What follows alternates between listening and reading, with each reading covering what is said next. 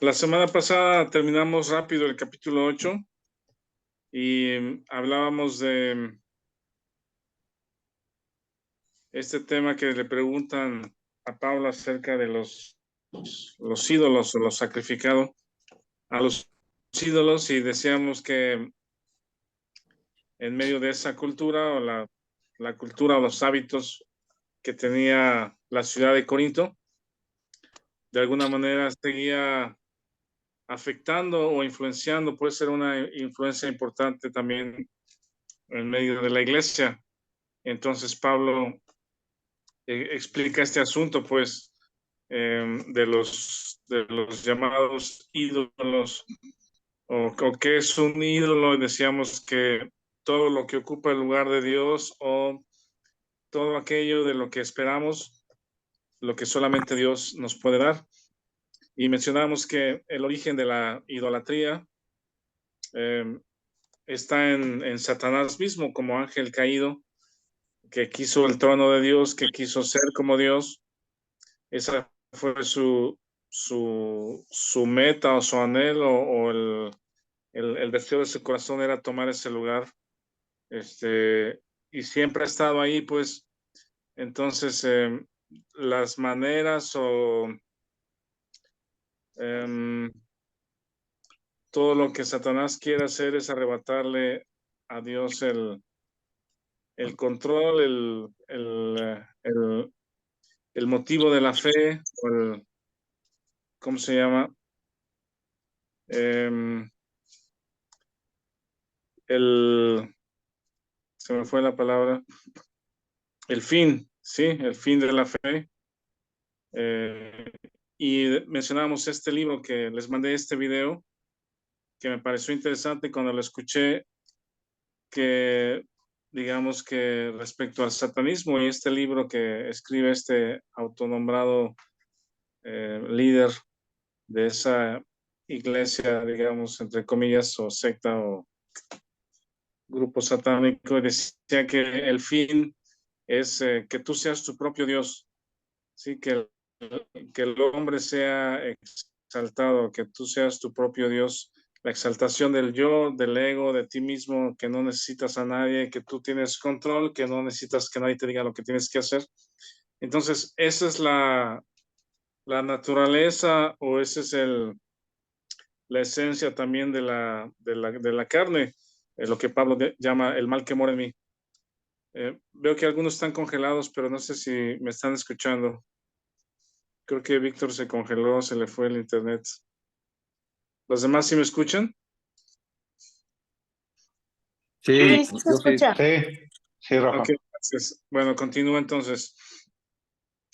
Y si escucharon este pequeño video, les decía que respecto al autor o la persona que lo menciona o que lo explica, no conozco mucho. Sí escuché de sus libros desde hace muchos años. Creo que yo estaba, no sé si en la preparatoria, en la universidad, había libros de él que fueron muy conocidos, pues se escuchaban por todas partes.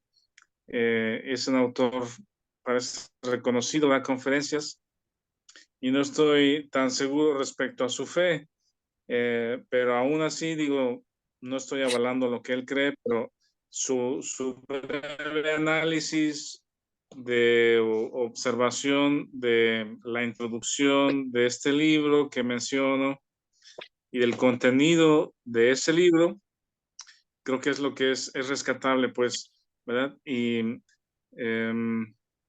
justamente eso es parte de la cultura que estamos viviendo el día de hoy, que es que tú seas tu propio Dios, que nadie te diga lo que tienes que hacer, no necesitas a nadie, tú tienes el control, y que te alabes a ti mismo, porque esa era la esencia de lo que él hizo. Entonces, cuando Dios lo expulsó de su presencia, él le arrebató, Satanás le arrebató el, la autoridad a Adán y Eva. Dios le dio el señorío a Adán, le dijo, tú vas a ser el señor de la tierra, ¿sí? Va a dominar sobre los animales, las bestias del campo, todo lo que Dios había hecho se lo había dejado en autoridad y bajo el cuidado de Adán. Entonces, ese objetivo que Satanás tuvo de ser como Dios o sentarse en su propio trono, lo logró cuando sometió a Adán al pecado. Cuando Satanás engañó a Eva y sometió a Adán y a Eva bajo pecado, entonces los sometió bajo su reino, ¿sí? Bajo su dominio, digamos, que fue el dominio de la muerte, del pecado y de la muerte. Y mencionamos también justamente el domingo que la obra de Jesucristo, para al morir en la cruz, perdonar nuestros pecados con su sangre y resucitar, fue para arrebatar a todo aquel que cree de ese reino de pecado y de muerte al reino de Jesucristo. ¿Verdad? Es un rescate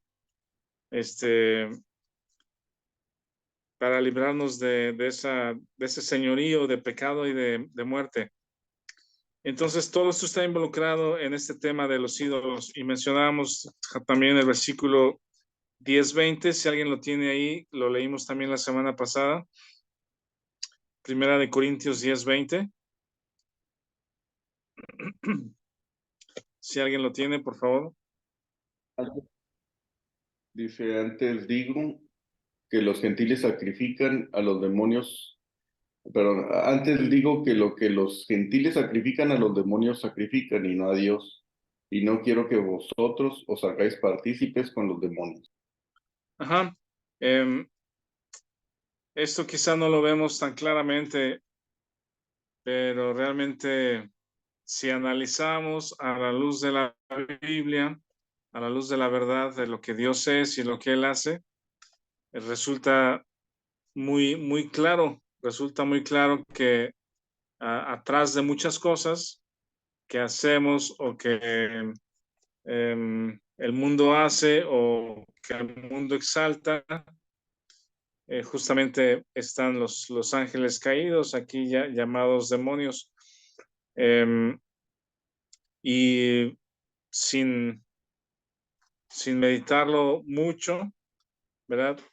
Eh, las personas sin Dios están entregadas a ofrecer sacrificios a ídolos, que resulta que atrás de ello, dice la Biblia que están los demonios, es una especie de dominio que tienen para controlar y para alejar de Dios.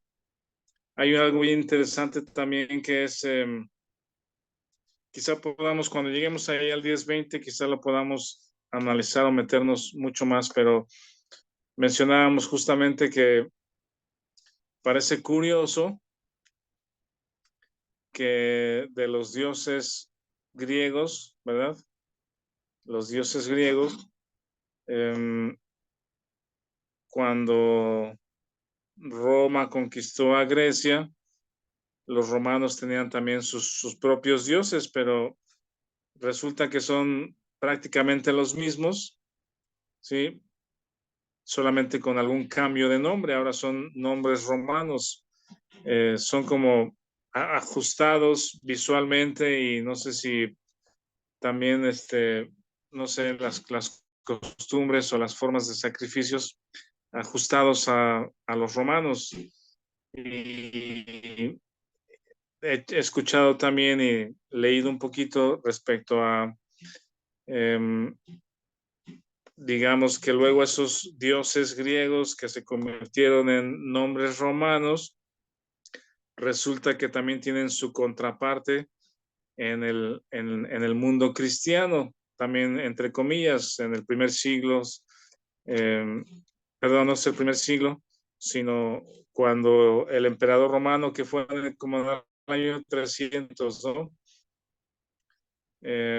Constantino estableció el cristianismo como la religión oficial de Roma y parece que los dioses griegos que se volvieron con nombres romanos, resulta que ahora tienen nombres cristianos, ¿verdad? Y podríamos hacer esa contraparte o análisis de que ahora es, en lugar de Zeus, ahora es San Pedro, por decir, ¿no? Y el fin es el mismo, que desviar la fe, desviar la atención, la adoración eh, de Dios a individuos o imágenes o a santos, etcétera, ¿no? Esto lo podríamos luego analizar. Y la otra cosa también que es muy interesante respecto a los demonios, dice que hay doctrinas de demonios, ¿verdad? Pablo le escribe, si no me equivoco, es Timoteo, ¿no? Escuchar doctrinas de demonios. Entonces hay enseñanza, hay un conjunto de doctrinas, enseñanzas atrás de todo este sistema que lleva sacrificios. Y además, Dios no quiere ningún sacrificio del ser humano. Él ya aceptó y lo único que acepta es el sacrificio lo único que aceptó fue el sacrificio de Jesucristo, y nosotros confiando en ese sacrificio, Dios nos acepta. Y menciona el Antiguo Testamento también, eh, algo muy interesante que también Pablo menciona en Efesios acerca de los principados, potestades. Al parecer, este sistema o estas huestes de demonios atrás de los ídolos tienen su territorio designado de autoridad o ¿cómo se llama? Sí, de soberanía interna, ¿no? Digamos, para el mal, para la muerte, para dominio del pecado, para llevar a cabo sus doctrinas malvadas, pues, o de someter al ser humano a idolatría, al pecado y a la muerte. En el Antiguo Testamento se menciona al príncipe de Persia, si quieren también luego podemos verlo, como un ángel caído que domina sobre cierto territorio, ¿no? Y entonces hay una lucha espiritual de la cual nosotros no vemos. Deberíamos de estar un poco más consciente que se lleva a cabo esa lucha espiritual entre ángeles y demonios. Pero en fin, de este tema, ¿tienen alguna pregunta, comentario? Y nos brincamos al capítulo 9. ¿Algo que quieran mencionar o del video que les mandé? Yo quisiera mencionar que si hay un mundo espiritual, pues, que el mundo ignora, que por ahí alguien decía que es más real que el mundo visible, ¿no? O sea, el mundo invisible es más real que el mundo visible. Y pues he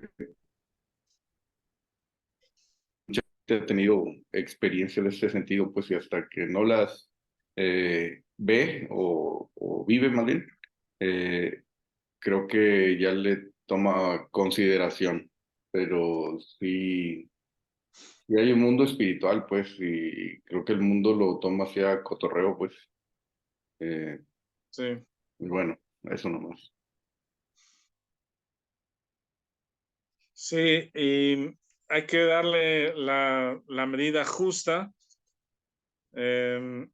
También se relaciona mucho con, bueno, justamente ahora con el Día de Muertos y los espantos y las brujas y estas cosas. Satanás y sus demonios tienen poder, ¿verdad? Se disfrazan de ángeles de luz, pueden hacer lo que para nosotros pudiéramos considerar como algo milagroso, ¿no? Algo sobrenatural. Ellos pueden hacerlo de tal manera que engañen a las personas, pensar que es algo de Dios, y porque es algo sobrenatural o algo extraordinario, eh, proviene de Dios, ¿no? O una aparición, etcétera, ¿no? Pero ellos lo pueden hacer, justamente tienen la capacidad y el poder para hacer este tipo de cosas, y se desvía la fe y la confianza pensando que es algo de Dios, algo divino, algo extraordinario, una aparición o que Dios habla, etcétera. Pero realmente atrás de todo esto claramente vemos en la Biblia que están los demonios actuando para tener este dominio, control y atención hacia ellos, ¿no? Y de hecho hacia uno mismo también. Bueno, en el capítulo 9 parece que Pablo cambia un poquito de tema, pero me llama la atención que en el capítulo 10 Pablo regresa al tema de idolatría. ¿Se acuerdan que habíamos comentado esto, ¿no? El 8 habla de lo sacrificado a los ídolos, que los ídolos nada son, etcétera. La comida, si participamos o no. Y luego en el 9 parecería como que se desvía a otro tema. Y en el 10 regresa a hablar acerca de la idolatría, poniendo el ejemplo o la advertencia de lo que sucedió con el pueblo de Israel, ¿no? Pero analizando un poquito, a lo mejor Pablo no se sale tanto del tema en el capítulo 9. Me explico, es decir, parecería que dentro de la iglesia, dentro de las iglesias cristianas, también pudiéramos tener esta especie como de ídolos, ¿verdad? O de personas que idolatramos o que exaltamos antes que a Dios. Y al parecer también la razón por la que Pablo escribe el capítulo 9, bueno, no al parecer, sino Pablo escribe una defensa de su ministerio. Así tiene, algunas Biblias tienen ese título. Pablo hace una defensa de su apostolado o de su ministerio. Y lo hace porque parece que hay personas en la iglesia en Corinto que menosprecian o desechan o cuestionan la autoridad que Pablo tiene, ¿no? Y se establecen a sí mismo, como vimos un poquito antes, envanecidos para enseñar sus propias doctrinas, ¿verdad? Entonces, posiblemente Pablo no se está desviando del tema, ¿no? Sí me doy a entender que el 8 habla de la idolatría, el 9 habla de la defensa de su ministerio y el 10 regresa a hablar de idolatría, hablando del tema del caso de la idolatría de Israel en el desierto. Pero, ¿qué tal si Pablo no se está desviando del tema? El 9 no es una desviación del tema en medio de 8 y 10, sino quizá hablando del mismo tema de la idolatría, de la exaltación de alguien o lo sacrificado, parecería también como que personas en medio de la iglesia se exaltan a sí mismas, incluso buscando esa adoración, autoridad, control, ¿verdad? Y tristemente eso lo vemos en iglesias el día de hoy y a lo largo de la historia, pues también que en lugar que el cuerpo, que es la iglesia, todos unidos, miembros los unos de los otros, eh, mirando a la cabeza, que es Cristo, o dependiendo de Cristo, que es el Señor, se levantan personas, se levantan hombres, mujeres, para exaltarse a sí mismos, ¿verdad? Y se convierten en pequeños dioses en medio de la iglesia, ¿no? Reciben la adoración, reciben la unción, son los ungidos, son los que pueden dar solamente la palabra de Dios, son Dios en la tierra y cuestiones como esas, ¿verdad? Que desvían completamente la atención del cuerpo hacia un individuo, una persona, y resulta que justamente los convertimos en ídolos también, los convertimos en dioses con D minúscula en medio de la iglesia. Entonces, para continuar con el capítulo 9, Vamos a recordar Hechos 18. Si quieren, busquen ahí Hechos 18, por favor. Y alguien lea del capítulo 1 al capítulo 5. Hechos 18, del 1 al 5. ¿Lo leo? Sí, recordando cómo llegó Pablo a Corinto por primera vez, ¿no? Es el texto que ya habíamos leído. Adelante, Alan, por favor. Okay. Dice, después de estas cosas, Pablo salió de Atenas y fue a Corinto y halló a un judío llamado Aquila, natural del Ponto, recién venido de Italia con Priscila su mujer, por cuanto Claudio había mandado que todos los judíos saliesen de Roma, fue a ellos.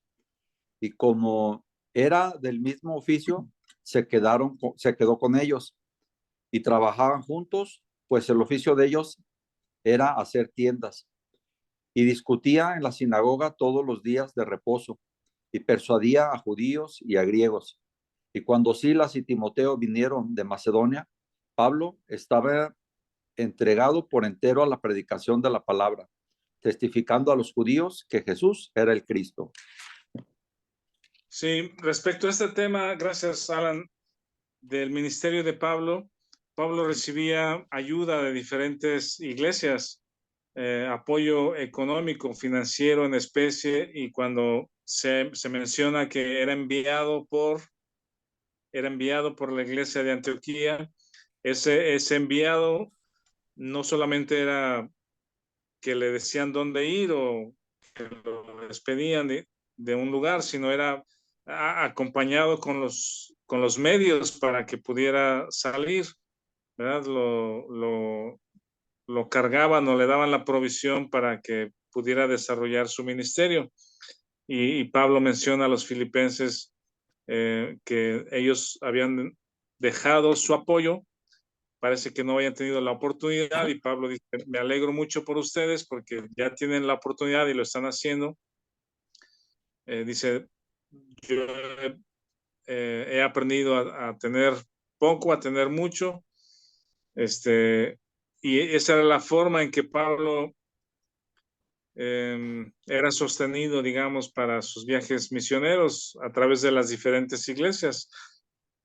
Y también él era el medio o el mensajero, por decir, o el correo para llevar ayuda a las iglesias pobres o a las iglesias también con dificultades como la de Jerusalén, de las otras iglesias, ¿no? Él llevaba también recursos de regreso a Jerusalén.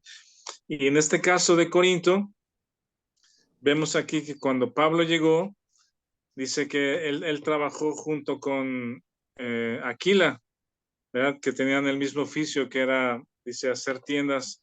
Se trabajaban juntos y Pablo de ahí obtenía recursos para sostener su ministerio. Y en el capítulo 18:5, en el 5 que leyó ahorita Alan, dice que cuando Silas y Timoteo vinieron, Pablo estaba entregado por entero a la predicación. Es decir, hubo una etapa en que llegó y para sostenerse y estar ahí, pues trabajó. Supongo que también tenía su sistema para guardar esos recursos o para gastarlos, ¿verdad? Por si hacían falta, pero él trabajaba con sus manos para tener ese recurso.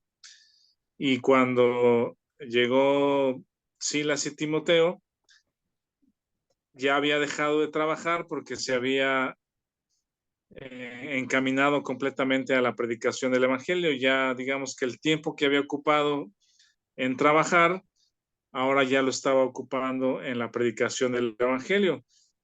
Y algo que sobresale, y por eso saca el tema Pablo acá en Corintios 9, es que parece que Pablo no quiso recibir ninguna ayuda financiera o de sustento, digamos, de parte de la iglesia de Corinto. ¿Sí? No quiso Pablo recibir ningún apoyo, ninguna ayuda financiera de parte de Corinto. y es lo que Pablo empieza a desarrollar y luego lo confirma más adelante también en la segunda carta a los Corintios. ¿De esto tienen alguna duda para introducirnos aquí? ¿Alguna observación de esta pequeña introducción? ¿Nadie? Entonces, con esto vamos a leer el capítulo 9.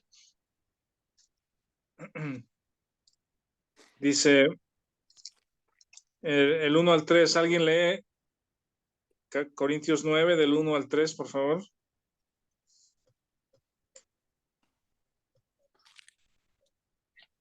¿Lo leo, Rafa? Sí, por favor. 1 Corintios 9, del 1 al 3. No soy apóstol, no soy libre, no he visto a Jesús el Señor nuestro. ¿No sois vosotros mi obra en el Señor? Si para otros no soy apóstol, para vosotros ciertamente lo soy, porque el sello de mi apostolado sois vosotros en el Señor. Contra los que me acusan, esta es mi defensa. Ajá. Entonces entendemos que Pablo está introduciéndose a hacer una defensa de su ministerio. Y entendemos que hay personas en medio de la iglesia en Corinto, no sé si que se originaron ahí o que llegaron de afuera, pero ponían en duda la autoridad y la integridad y la doctrina enseñada por Pablo. Sí, había personas que ponían en duda la autoridad y la enseñanza de Pablo.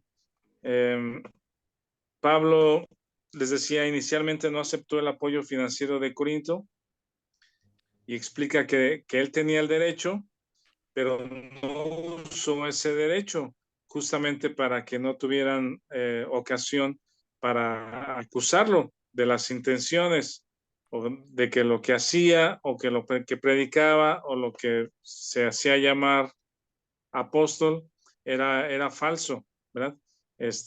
Sino él defiende eso y en el primer versículo todas estas preguntas son 4 preguntas. Son unas preguntas, digamos, retóricas, que la respuesta evidentemente está implícita en la pregunta. ¿No soy apóstol? Sí es apóstol, pues enviado por Jesucristo. ¿No soy libre? Es libre, no está sirviendo a nadie, no es esclavo de nadie, ningún humano, digamos. Dice, no he visto al Señor, a Jesús, el Señor nuestro. ¿Sí? Afirma que él tuvo este encuentro como apóstol o Jesús se le apareció y habló con él. Y luego, ¿no sois vosotros mi obra en el Señor? La evidencia o el resultado del ministerio y la autoridad y el apostolado, la predicación de Pablo, es la conversión de los corintios. Entonces, estas 4 preguntas, la respuesta está claramente ahí implícita, ¿no? Y dice, si para otros no soy apóstol, versículo 2, para vosotros ciertamente lo soy, porque el sello de mi apostolado sois vosotros en el Señor. Pablo, vean esto, me parece muy interesante. Pablo no está defendiendo su apostolado o su ministerio solamente por tener una posición de autoridad, ¿verdad? O como ególatra, algo para sentirse más o sentirse completo. Sí, no es para él, no es por él. Pablo no está defendiendo el ministerio, su ministerio, para sentirse algo él, sino defiende el apostolado porque Jesucristo lo envió a predicar la verdad. Si está en duda su apostolado, entonces está en duda la doctrina que él enseña. Y eso es lo que Pablo está defendiendo, no su...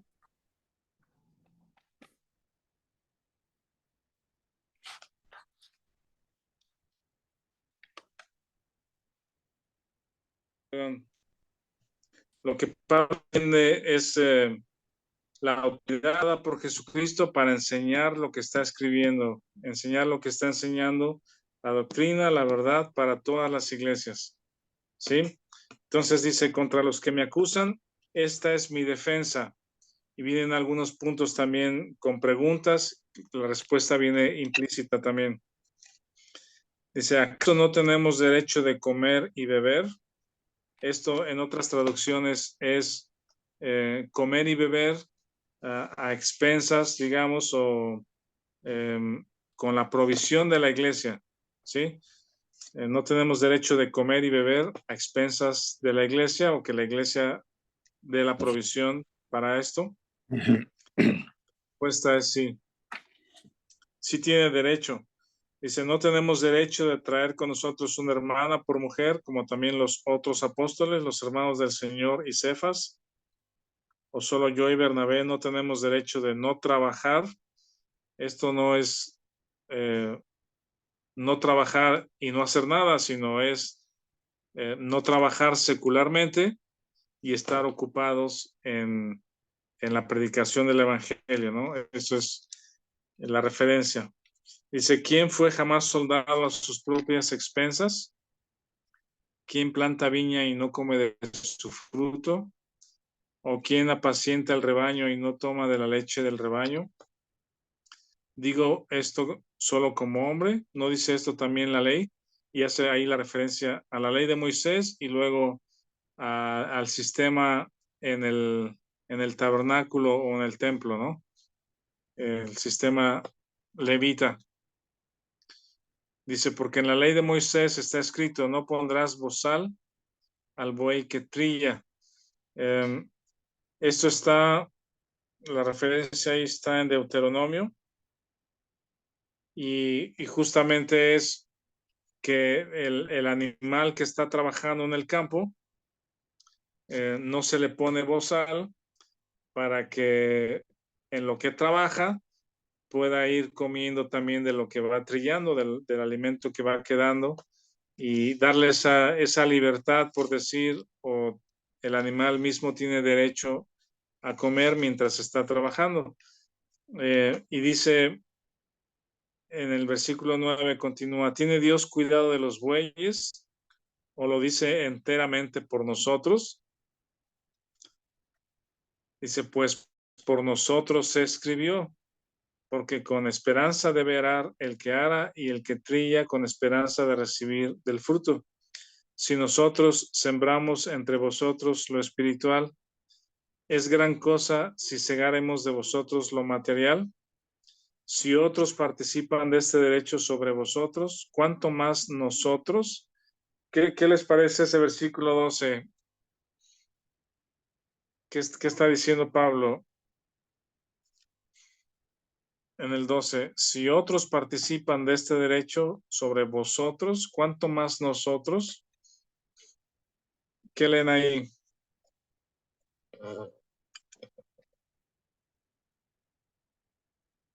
¿Alguien?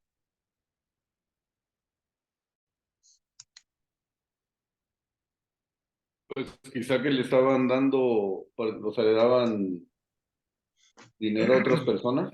Por ejemplo, no sé si se refiere al gobierno o como impuestos o a alguien más quizá. Sí, no sé a quién se refiere, pero estaban financiando o estaban sosteniendo a alguien más, posiblemente a estas personas que venimos leyendo que se envanecían y tenían cierto control o cierta autoridad sobre los corintios. Y Pablo dice, ustedes están financiando o participan en el derecho que tienen sobre ustedes las personas que les están enseñando, ¿sí? Y en su defensa, Pablo dice, nosotros tendríamos más derecho por ser apóstol. Dice, pero no hemos usado este derecho, sino que lo soportamos todo por no poner ningún obstáculo al Evangelio de Cristo. Esto me parece muy interesante y valioso porque Hoy en día abundan los charlatanes o los abusivos, engañadores, que usando estos textos o usando el buen corazón de muchos creyentes o de la iglesia, sí, el buen corazón, el deseo de regresar a algo, de apoyar a cierto ministerio. Hay engañadores abusivos, que, ¿cómo se llama? Sí, abusan y sacan provecho personal de esta situación, ¿verdad? Y se distorsiona el asunto completamente, la esencia se pierde. Y Pablo justamente parece que desde el principio sabía algo o percibía algo cuando llegó a Corinto, posiblemente también por este tema que les decía de los sofistas, ¿no? Que daban su sabiduría, pero a cambio de dinero. Abiertamente ellos lo hacían así. En las calles de Corinto, de Atenas, estaban dando su sabiduría, hablando, a cambio de, daban información, daban conocimiento, a cambio de dinero. Y Pablo quizá percibió este asunto y no quiso involucrarse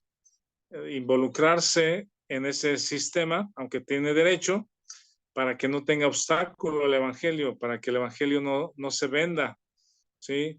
Y hoy en día, les digo, tristemente tenemos muchos casos y está a la vista de ladrones, de lobos disfrazados de ovejas, de personas que trasquilan a la iglesia y sacan provecho personal usando textos justamente como estos, ¿no? Entonces Pablo, con una conciencia limpia y hablando la verdad, dice, no hemos usado este derecho, sino lo soportamos, ¿sí? No lo exigimos para no poner ningún obstáculo al Evangelio de Cristo. Hasta aquí algunos comentarios, observaciones, ¿qué piensan?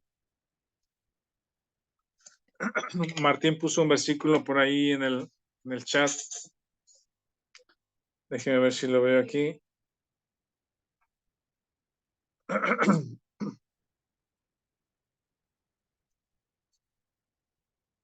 Dice, puso Gálatas 6:6, el que es enseñado en la palabra haga partícipe de toda cosa buena al que lo instruye. Gracias, Martín, es el mismo tema. Rafa. Sí, adelante. Mira, digo, no sé qué tan precisa sea la traducción, pero por ejemplo en NTV, ese versículo 4 que comentabas dice, ¿acaso no tenemos derecho de hospedarnos con ustedes y compartir sus comidas? Es lo que comentabas, ¿no? O sea, no solo, a lo mejor en Reina Valera queda un poco corto, ¿no? El decir que si podemos comer o beber, sino, o sea, habla tal cual como del cuidado que la congregación debería de tener por el pastor o por el anciano, ¿no? Sí, esa es la esencia del asunto. Yo creo que sí se queda corto ahí la traducción, derecho de comer y beber. Pues todos comen y beben, pero más bien es que la iglesia participe en ese cuidado en este caso, de Pablo como apóstol. Y ese es el principio, ese es el principio que hemos comentado, que la iglesia es responsable del sustento de los que trabajan en la enseñanza o en la participación espiritual de la iglesia, en el cuidado espiritual de la iglesia, ¿no?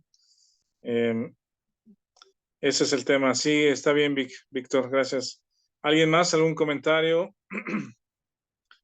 ¿Alguna observación, preguntas? Pastor, Adelante, Martín. a veces nosotros en la carne, he observado cuando estamos centrados en nosotros mismos y queremos ocupar lo que vemos de malas prácticas en algunas iglesias de hermanos que aprovechan que tienen algún puesto para enriquecerse materialmente, ¿no? Y quieren atraer la atención a ellos mismos. Y a veces en la carne nosotros queremos usar eso como pretexto para no reconocer nuestra mala condición espiritual, porque dice en 2 Corintios 8 habla más sobre el tema de esto, ¿no? Crónicas 29 también, de cómo el rey David dio con alegría y todos, pero queremos usar a veces esto como pretexto para decir yo por eso no doy mi ofrenda, ¿no? O hermanos que en algunas iglesias lo tienen por diezmo en vez de ofrenda. Digo, para no hacer un debate de eso, pues, y hacen lo mismo también. Ciertamente nosotros, si estamos centrados en Cristo, vamos a desear participar, como es un ejemplo ahí mismo en 2 Corintios 8, que ellos rogaban participar de este derecho de ofrendar para el apóstol Pablo, ¿no? Para la obra que el Espíritu Santo estaba llevando a cabo en él. Y en nuestra carne muchas veces tratamos de usar eso como pretexto para no dar. O he escuchado hermanos que dicen, yo por eso doy mi ofrenda en la calle, no lo doy en la iglesia, y es donde recibes tu alimento espiritual, no es digo, está bien si en la calle compartes con los necesitados, ¿verdad? El que hurtaba no hurte más, sino trabaje con sus manos haciendo lo que es bueno para que tenga que compartir con el que padece necesidad. Pero realmente donde recibimos el alimento espiritual es ahí donde tenemos el privilegio de participar de lo que Dios nos da, devolviéndole un poco de lo mucho que Dios nos da, porque todo es de Dios, no es nuestro. Y viceversa, ¿no? He visto también que a veces, porque Dios nos usa para participar en esto, he visto algunos hermanos que piensan que por eso tal vez Dios los va a amar más que a los demás, cuando Dios nos ama por igual a todos sus hijos, ¿no? Y todas las obras que Él produzca, pues deben de ser para la gloria de Él y el Espíritu de Él en nosotros. Solo quería comentar algo sobre eso. Sí, muchas gracias, Martín. Sí, es un tema amplio quizá también y delicado, pues, y actualmente puede estar hasta distorsionado también, ¿no? Puede ser motivo de que una persona haciendo uso de este tipo de textos sea un engañador y saque provecho. Hablando de los diezmos, ¿no? De dar la 10ª parte de todo lo que recibes, pero se sale de proporción, digamos, bueno, es que seguramente ustedes también han visto casos o han conocido, pero una iglesia pequeña quizá a veces no es suficiente para sustentar a una familia o 2 familias que están participando o que están enseñando, pues, ¿verdad? Pero conforme la iglesia crece y madura, puede haber personas que sacan provecho porque exigen el diezmo a la iglesia, ¿verdad? Pero el que se enriquece es el líder o el ungido, ¿verdad? Sacando provecho de que la iglesia ahora es grande y está dando el 10%, entonces el 10% es para el pastor. Esto yo lo he escuchado también, pues. Entonces realmente estas cosas tienen que estar naciendo de un corazón limpio, de una conciencia limpia, de una iglesia madura, y los líderes participando, los líderes en acuerdo de qué y cómo se puede llevar a cabo este proceso, pues, y sobre todo el cuidado de los que enseñan o de los que participan en las cosas espirituales. Y me gusta como Pablo más adelante dice, bueno, yo les escribo esto, no porque se los estoy pidiendo, ¿sí? De hecho, Pablo, les digo, parece que decide no recibir ninguna ayuda de los corintios en particular. Y me gusta eso porque Pablo está dando esta enseñanza, no para motivarles para que le den a él, sino porque es una responsabilidad que toda iglesia debe tener. Bueno, más adelante dice, en el versículo 13, 9:13 de Corintios, dice, ¿no sabéis que los que trabajan en las cosas sagradas comen del templo y que los que sirven del altar participan? 14, así también ordenó el Señor a los que anuncian el evangelio que vivan del evangelio. Aquí el 15 es el que les digo, mas yo de nada de esto me he aprovechado, ni tampoco he escrito esto para que se haga así conmigo, porque prefiero morir antes que nadie desvanezca esta mi gloria. Lo que Pablo se gloría es de que el evangelio predicado por él ha transformado las vidas y no ha sido vendido el evangelio, ¿verdad? Que es un evangelio que no se dio a cambio de dinero o de apoyo financiero o de sustento. Es una predicación, no sé cómo llamarle, pero una predicación sin nada a cambio, ¿verdad? Y esto ilustra muy bien justamente el amor de Dios que ama sin pedir nada a cambio. Entonces, esta predicación de Pablo que resulta, dice, es mi gloria.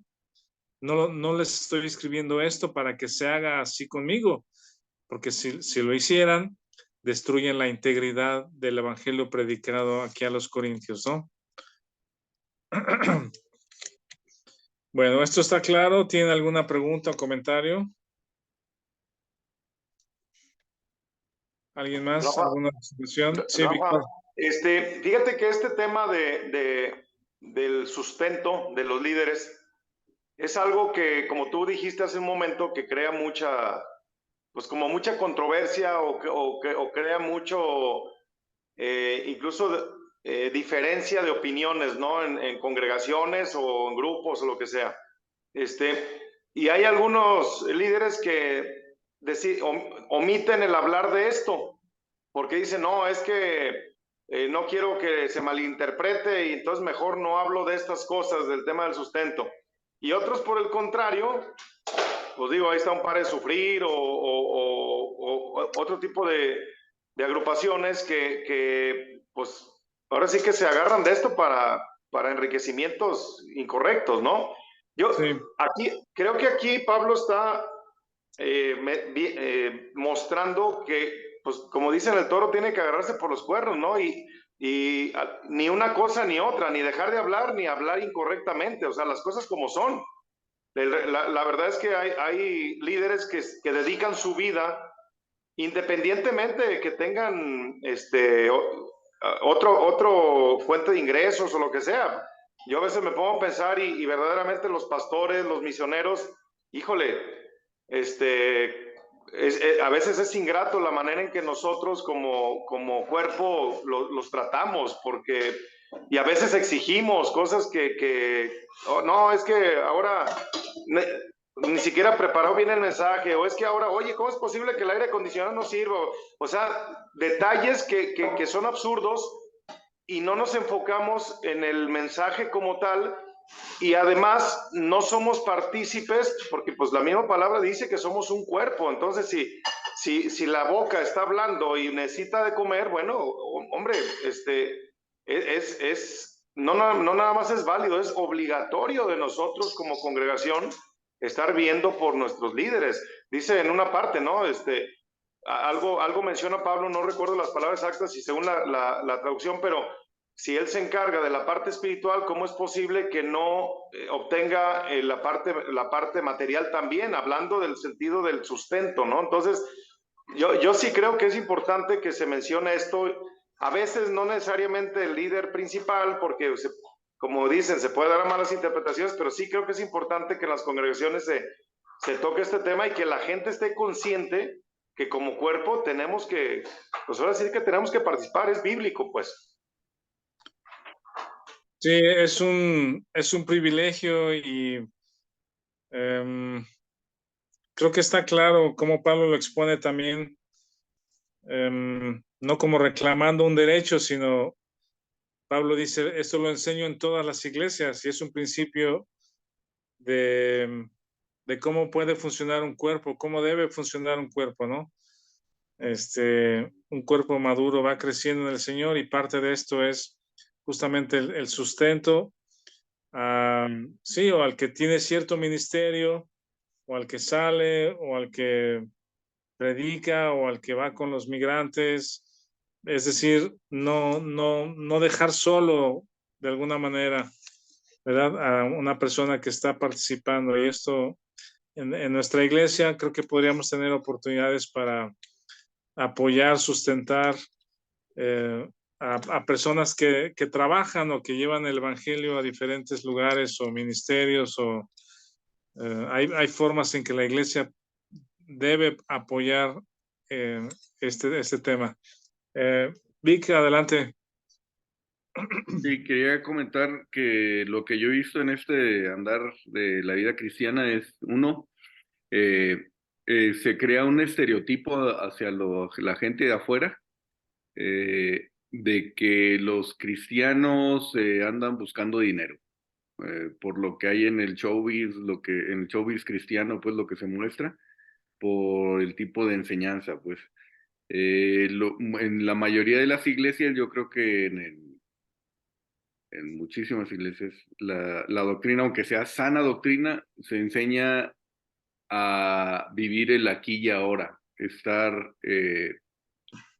saludable y bien económicamente en este mundo, y no se hace énfasis en el porvenir, la vida después de la vida. Pues no están peleadas las cosas, pero la esperanza de la iglesia no está aquí en la tierra, pues, pero eso no queremos entenderlo, o sea, eh, no es que no queramos entenderlo, sino que nos gusta tanto este mundo y la misma iglesia está tan entretejida o está tan involucrada con el mundo que vivimos la forma del mundo, pues.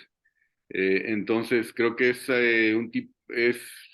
cuestión de aprendizaje, de que el Espíritu Santo vaya ministrando a cada familia, a cada persona, para poder, para poder decir, como decía Pablo, yo por ustedes gasto mis recursos, ¿verdad? O sea, no me tomo en cuenta, pues, pero eso es la vida en el Espíritu más que la vida en la carne. Y pues así es, o sea, digo, es cuestión de ir conociendo a Dios, poder confiar en Él, depender de Él, y menos en nosotros, menos en la carne, menos en lo que nuestros deseos, ¿no? Eh, en México, especialmente, sobre todo para la hermana de Colombia, Yoli Pego, este, eh, en México, pues estamos acostumbrados a la limosna, ¿no? Y a veces, pues, por el contexto que traemos católico, ¿no? De dar, pero realmente, a ver, si Dios nos muestra que, como decía Martín, es de Él todo, pues, que no nada más lo digamos de labios para afuera, sino que lo creamos, creo que esto cambiaría el contexto de la operación de la iglesia, ¿no? En lo que dice Primera de Corintios 9. Gracias. Sí, gracias, Vic. Gracias por compartir. ¿Alguien más? ¿Preguntas o comentarios hasta aquí?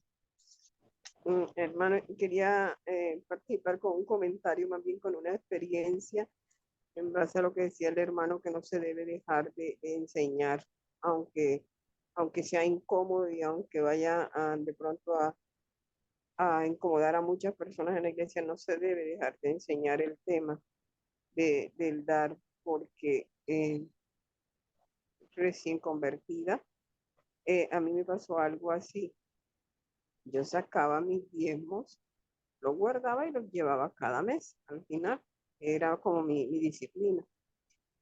La iglesia me quedaba bien cerquita de la casa y ese domingo no me fueron, ese domingo llevé los diezmos, pero no me fueron a buscar. Entonces yo estaba allí como ya desesperada, me quería venir, ya se había acabado y un anciano, el anciano en esa iglesia, pues había como ese orden, el anciano mayor. A él le pedí el favor de que me llevara los diezmos al alfolí. Y cuando ya se terminó la iglesia y todo, él se me acercó y me preguntó, ¿te vienen a buscar? Y yo dije, no sé por qué no me han venido a buscar, si quieres yo te llevo. Entonces yo le dije, bueno, sí, claro, hermano, ¿cómo no le agradezco? Y bueno, él me venía empujando en la silla y me ha hecho un comentario, como a mitad del camino detuvo la silla y me hizo el comentario, hermana, yo no diezmo porque los diezmos aquí en esta iglesia toman, toman otros caminos, se desvían para otras cosas. Y yo me quedé como choqueada en ese momento, pero sí había leído algo y eso fue lo que me brotó en ese momento. Yo le dije, bueno, hermano, la verdad es que le voy a decir algo. Yo leí, no recuerdo la cita, le dije, no recuerdo la cita, pero sí leí que yo doy mi diezmo en la tierra, pero lo recibe Jesús en el cielo.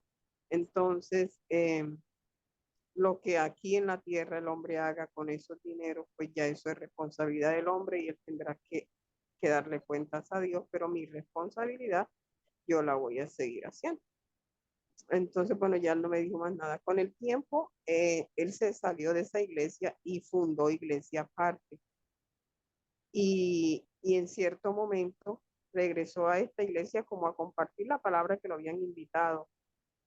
Y con lágrimas en los ojos, este señor decía lo difícil que le estaba yendo a él en la otra iglesia porque la gente no diezmaba y porque él estaba de lleno en el ministerio y era algo bien difícil para él.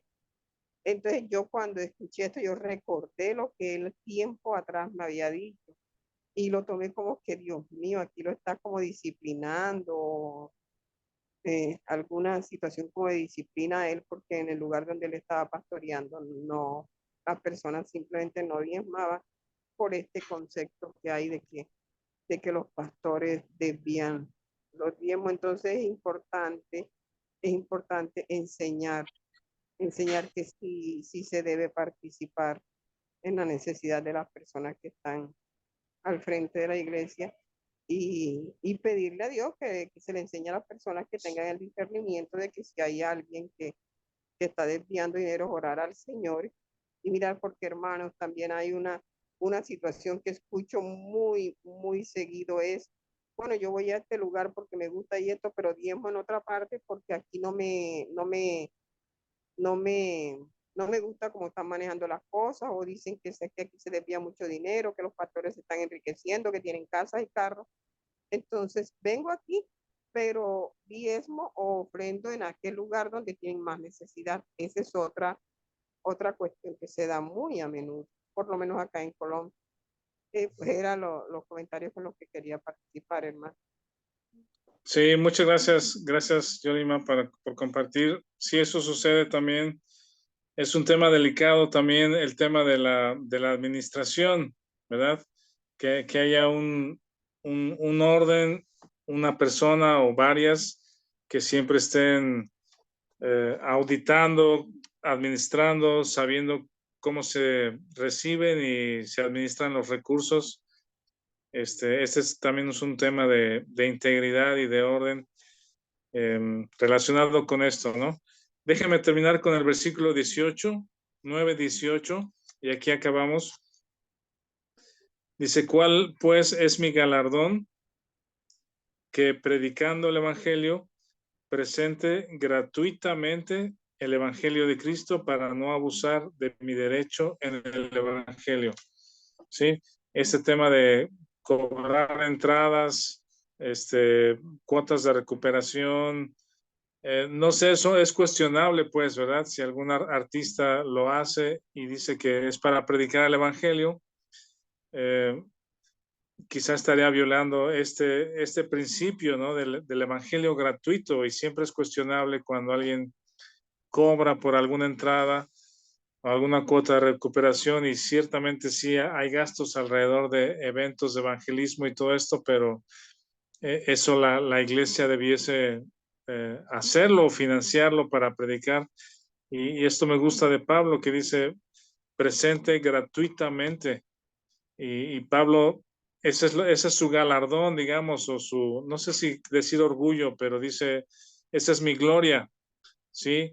que trabajo con mis manos, ¿sí? No recibo de ustedes apoyo financiero para que no se malinterprete o piensen que les estoy dando algo a cambio de lo que ustedes me dan. No lo recibo y predico gratuitamente el Evangelio, y en la predicación de ese Evangelio ha resultado en la conversión o en la salvación de sus almas, ¿no? Ese es el sello de su ministerio, de su apostolado. Bueno, si quieren, le dejamos aquí entonces. Muchas gracias a todos. Nos vemos, primero Dios, la próxima semana.